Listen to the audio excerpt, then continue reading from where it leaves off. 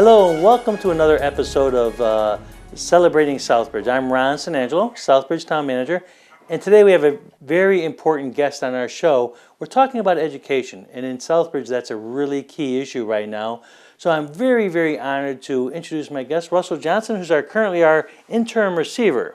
That's right, Ron. Great to be here. Well, you know what, Russell, it's great to have you here because a lot of people want to hear from you and they want to hear what's going on in our school system. We all know that our former receiver has left, and now the question is, where are we today? I know that she had set up a lot of plans and a lot of action items to do, and we're starting to make progress. People are wondering now that she's gone, is that going to slip, or where are we in the general planning position right now, and what's the general kind of overview of where we're going? Absolutely. Yeah, thanks, Ron, and really glad to be thinking about this upcoming school year. It'll be here before we know it. So the important part about where we are right now is that we set up a turnaround plan that was agreed upon by our former commissioner, who sadly passed away this summer, and Dr. Huizinga as well. And we all feel like it's a very solid plan. It's based on input that we received from a local stakeholder group that was formed when the district initially went into receivership. So taking local feedback into that plan, into consideration, helped us develop it. And it's a 3-year plan, and it's the glue. So it doesn't matter who comes and goes. We need to make sure that we just stay right on track and keep implementing those initiatives over the course of this 3-year period. And so we are continuing to do that, really staying on target with the changes that we have put into place. And so things that were worked on last year, like establishing a dual language program, that will start this fall. And we're fully enrolled. The program will be at Eastford Road for grades kindergarten and grade 1. And we've hired the teachers for the program, and we're really excited about offering that for this community. And so that's an example of something that was in the turnaround plan. Last year was a planning year for it, and now this year is an implementation year, and we're just staying on target. So, Russell, I want to get into that turnaround plan and some of the kind of action items that are going on. But first, one of the things that people want to know is who's running our system. Why don't you tell me a little bit about you? Just a little bit about your background. Because I think one of the things that citizens want to know is there a professional leading the team? And we know you're going to be here for a while. We know you're going to have a progress thing for getting a new permanent receiver on board. That's right. So tell me a little bit about your experience in school systems, why people in Southbridge can trust your leadership, and then the transition of what's next. Sure, absolutely. So I've been in education in Massachusetts since 1994 when I came to get my master's degree at Boston College. Had my first teaching job with Newton Public Schools, became a special ed administrator, settled in West Springfield for a decade. Fantastic experience there, both as special education director and as superintendent. And really gave me, I think, a great background in district leadership as a result of those two positions. In 2014, I was hired as the Senior Associate Commissioner for the Department of Elementary and Secondary Education, and I oversee things like school accountability, assistance, data monitoring, and special education for the state. You have a lot of management experience. I mean, you've been doing this for some time, and I want people to understand you're a quality guy. You're somebody that really knows how to run a system, and you know the management stuff, and you know a lot of the program stuff, it sounds, from working with DESE. Sure, I hope so, and I think that part of what I bring to this is that not only just my district level experience in West Springfield, but now in the role that I currently have, I look across the state and I see what districts are doing. This center that I oversee at the Department of Elementary and Secondary Education, or ESE, is a center called District Support. Right. And so it's my job to know what's happening in other districts and to bring those ideas to bear, not to change things dramatically, because we have the turnaround plan, like I said, but to help us implement the turnaround plan well. I hope my experience and expertise will be useful in that regard. Russell, one of the things that people need to understand too is I see some of the things you guys are doing. I see some of your teams. So I see Ventura and Lauren involved,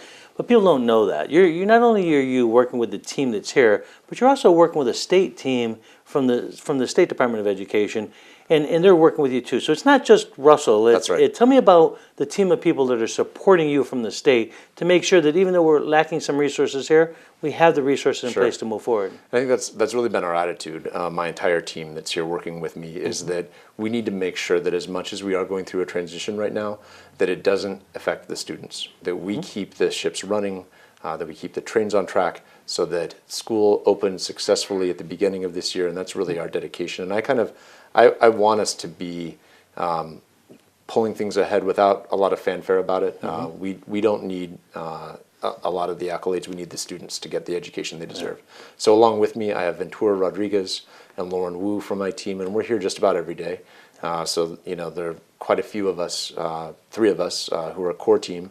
Plus we have other support from Manuel Montiero from my team, as well as Jeff Benenbeck from our financial team, who've all been working just to make sure that we keep all of the operations going. So Lauren has a background in human resources, so she's working really diligently on all the hiring and the induction that we need to do to get our new teachers off to a great start. Ventura has a great background in school leadership as well as school business, and so he's overseeing our financial operations right now.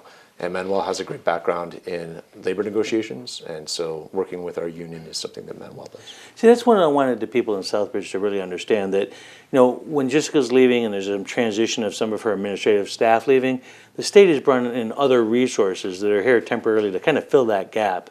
And you guys are ready with your existing state team to kind of help get the district back and ready for the new school year. So, yes, some employees have left, but there's not really as big a gap as people might think, because there is the state leadership team that's picking up all these duties and kind of getting us set for the next school year. Is that correct? That's very correct, Ron. And I just want to add to that, too, that we've had some really great new hires for the district. So I think of Margot Farrick, who's our new Assistant Director of Special Student Services. And so she's overseeing our special education programs, our programs for English learners, our family and community liaison work. And Margot is just raring to go. She's so excited to be jumping into this opportunity, and I appreciate that she's announced office hours for herself. She really wants community members to come by and get to know her. She's here for the long haul. She's in it to win it, and she's really going to be a great asset to this community. I was talking to Andre Townsell, the principal of the high school. What a great guy he is, by the way. He's a tremendous asset to the high school. But we were talking about once you get back your leadership team, your really key team to, as far as students go, is your principals and your teachers and the people right at the school system.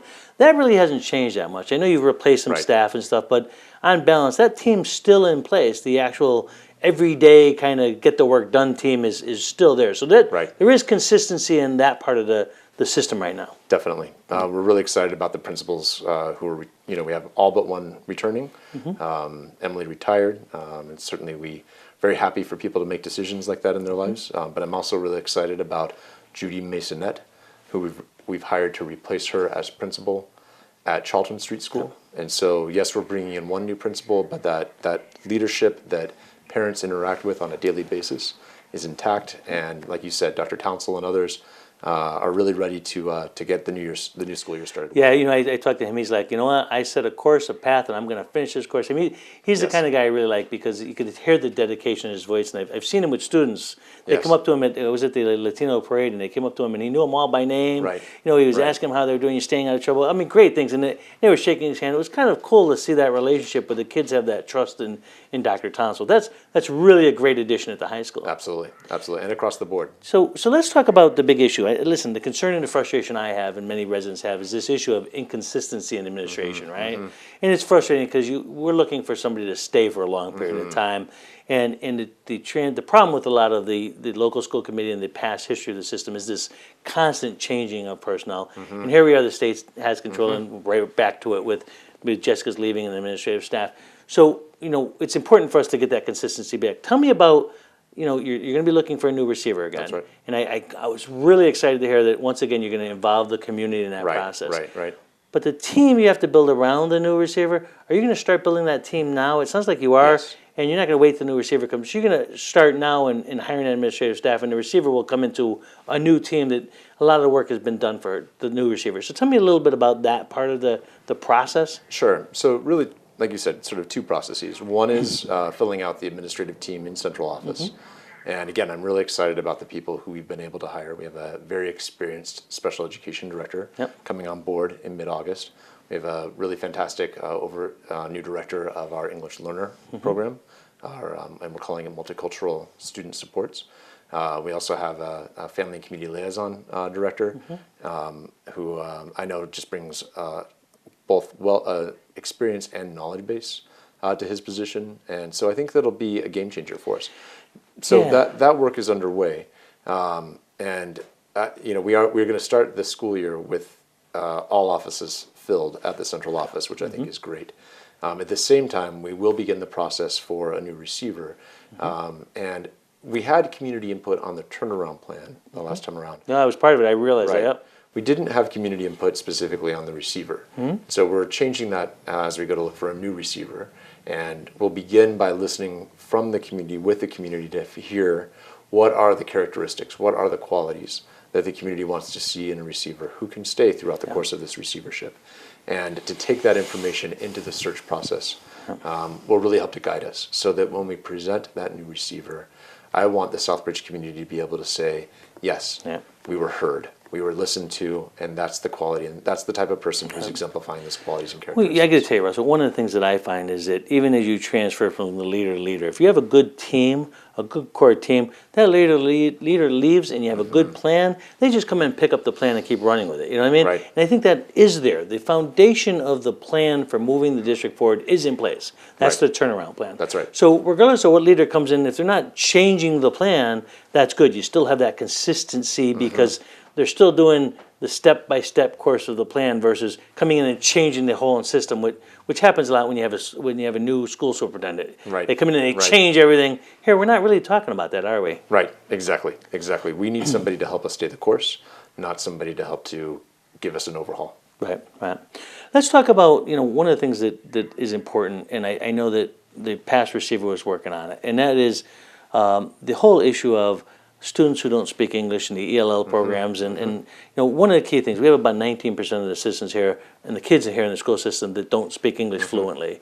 Tell me about that. I know that, she's already made big advances in moving that program along. Tell me your thoughts on that, and, is that a big focus to make sure that every student has an opportunity to learn, particularly our Latino children Yes. and those that can't speak English? Tell me a little bit about Yeah. what's going on there and how that's going to continue to improve. Sure, absolutely. So a few things. First, beginning to look at, like I mentioned before, the dual language program. Fully enrolled, and we're really excited about that kicking off the new year. It exemplifies how much we see that an asset to the Southbridge community is how bilingual it is, and that is a 21st century skill that we want more of our students to have, regardless of their background. And so having a program that will allow students to become fluent in two languages right from their very beginning experiences with school, I think helps to build on a strength that Southbridge already has. Beyond that, though, that won't reach all of our students, and it's not intended to specifically reach our students who are solely on their language acquisition skills. And so we are working very, very diligently to continue to improve the programming that we have for our English learners. Michael, our new director of multicultural student supports, is really engaged in that right now as he's beginning his new role. And I think we should be looking for more exciting and interesting things to be happening for our students in the way of more integrated experiences. We use the language better when there's a purpose for us to use it. And so I know Michael really brings a mindset of how can we make sure that we are creating speaking and listening and writing opportunities for students across the board, not just when they're in an English language tutoring session or learning session with an English language teacher, but also just really across their entire school day, right up through the high school. I'm also excited about the work that Beth Champney is leading in improving our intervention supports for students. And at the elementary level, one of the, I think, really great things that happened last year was the principals were asked, how would you restructure your staffing? How would you restructure the school day to better maximize student learning time? So we're launching this year a longer day. We've changed the staffing configurations in the schools, again, to better support the implementation of the turnaround plan. And we'll see that we have more dedicated supports at each grade level, be they special education supports, English learner supports, or reading intervention supports that really go right up through the grade span at the elementary level. Well, a key tool in helping to build that whole thing is technology. And I know that Jonathan Perrin is one of the guys that is still around, which is really nice. Jonathan's a high-tech computer guy, and that's really important. And people think, oh, my God, the system, now that we lost the receiver, everything is kind of stopping. That's just not true. For instance, we added new Chromebooks, right? And the kids now have all Chromebooks. It's a big advancement in technology. That's moving forward. I know that I've been working with Jonathan. We just got a new grant to buy some more technology. Tell me a little bit about how technology is playing a role and Jonathan's role moving forward. I know that I think the schools are now accessible to the internet through wireless communication. That's right. So technology is a big role in today's world, Right. and it is progressing regardless of who the receiver is or not, right? Right, So right. that technology component is a big advancement in our school system. Is that correct? It is. It really is. And I appreciate the additional funds that the town council allocated for the schools this year. And I know that Jonathan's really excited about using those funds to better enhance the instructional use of technology.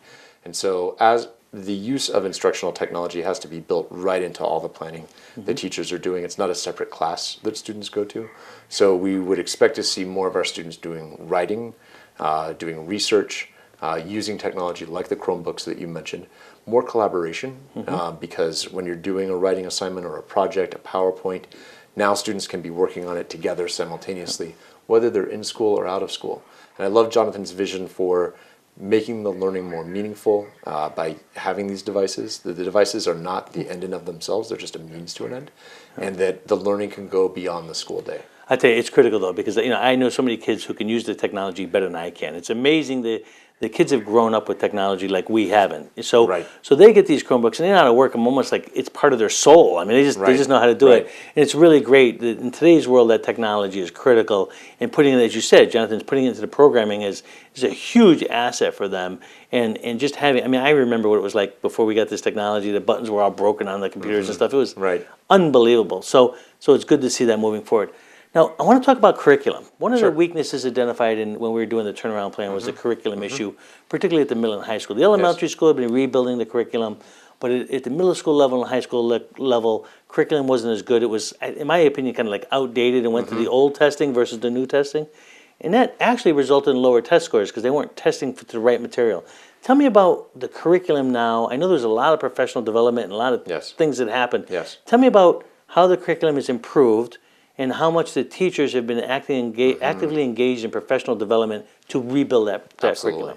I think that it's one of the best things that happened last year was the work to rebuild the curriculum, like you said, and focusing on the middle and the high school. So one of the questions that I asked, when I got on the ground here at the end of May, beginning of June was, if I'm a new teacher in any of our grade levels here, so let's just pick middle school. If I'm a new teacher at the middle school, how do I know what to teach? And how do I know that what I'm teaching matches up what the other teachers in my subject area and grade level are teaching? And so great work has been done to develop what we call curriculum guides that help teachers know collectively what are we teaching, in what order, and how can we have a meaningful conversation about what we're teaching. So if you and I are both middle school math teachers at the 6th grade, we can know that we're within about 2 to 3 days of each other in terms of what we're teaching, that we can be talking to each other about how's it going and how can we reach students more effectively when we have a guide to help us with that. Those guides have been created. They're available digitally for teachers, so they're readily accessible, and now we're backing them up with more of the curriculum resources that teachers need to implement. Okay, so Russell, one of the most important questions right now, and there's parents out there sitting there going, should I send my kids back to the Southbridge School District, or should I charter them out, or should I school choice them out? Tell me why you think that parents should trust the school system, should keep their kids in the school system, and that the future of the education of these kids is secure and that they can feel comfortable doing that. Because I think that's the question in a lot of people's mind with the uncertainty of change. Sure, absolutely. So the important thing for parents to know is that we are creating a world-class education for their students, and we're thinking about it right from the beginning. Like, what does it mean if you send your child here for preschool? How do we make a rigorous but also invigorating curriculum experience, learning experience for the children of this community right from the beginning all the way through high school, so that we graduate students who are college and career ready right as soon as they walk out the door. And in addition to that, we're building in a lot of the social emotional supports so that students can have that foundation in social interactions, in behavioral expectations, again, so that they can be successful when they leave our schools. So many employers, they want young people to come into their world of work who are ready with the soft skills as well. And so we're preparing students in both regard, again, right across the board. Well, Russell, a half an hour flies by in no time, and we're almost done. So I want to have a couple of finishing comments on this. I would say to the parents out there watching the show, to the teachers that might see this show, that really this is a reinvestment in children. And I'm going to put it in this way. I'm asking the teachers, I'm asking the administrators, and I'm asking the kids that this year they should really double down. What I mean by that is double down is that, let's put in double the amount of effort. There's some people that that are out there that don't believe in us, don't believe in the education system. We need to turn that around, and by administrators doubling down on their work effort, by teachers doubling down, by students doubling down, and to you parents out there, spend more time reading to your kids at home, making sure their homework is done, making sure they're working hard at what they do and that they believe in themselves. So I'm asking you to double down, and I almost kind of want to make that the theme of the year. Is like, let's double down. Let's really go to work. We have great people, and particularly teachers out in the district, and it's up to us to work together as a team. I'm committed as a town person, as a town manager, to work with the school system in a partnership. I don't care who the receiver is, to be honest with you. I want to make sure that the kids get a good quality education. I think that every one of us feels that same way. So I don't care who transitions in and out. The goal is to improve the quality education of this town. You're my partner today, and I'm really excited about that. But whoever the permanent receiver is, I'm going to be just as excited because it's all about following that plan and building a future for these kids. So thank you for watching the show. I appreciate you taking that. And Russell, I'd love to have you back again in the future. And thank you for fighting for our children. We really appreciate that. Absolutely. They deserve it. Yeah, Thank you. It's been very good. Thank you. Yeah. Thanks, Ron. Yeah, no problem. Good show. Thanks.